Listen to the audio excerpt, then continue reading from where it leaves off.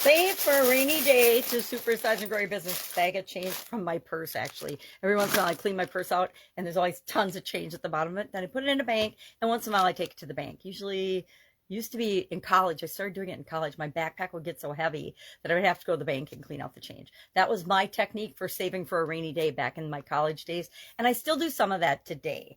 Now, this idiom can be traced back to the mid-16th century in Britain, where it appeared in a play by the bag bugs or bugbears, by the bugbears, that's it, by the bugbears. And they said something to the effect that's about saving for a rainy day, meaning saving up and being prepared for when stuff in life happens, right? This idiom means to set aside money, set aside resources, plan and prepare so that when something happens, like the COVID-19 pandemic, for example, we are not blindsided and we have some of our ducks in a row and things in place to take care of the things that happen that we might not necessarily have planned for or controlled.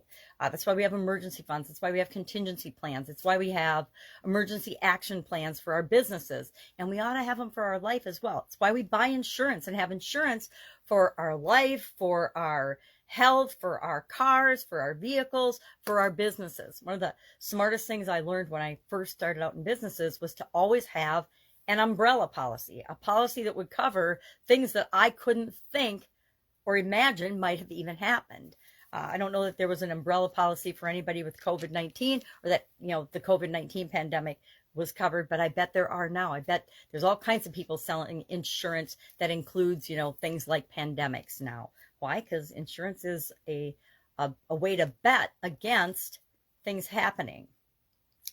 So how prepared are you for the craziness that can happen in our life and in our businesses as we're building and growing our business?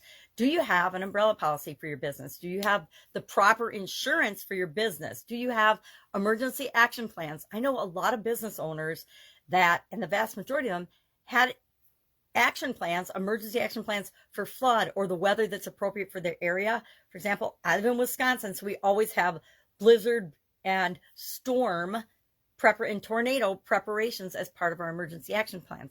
But again, I didn't have pandemic in mind. I never even thought of a pandemic when it comes to my emergency action plan. But guess what?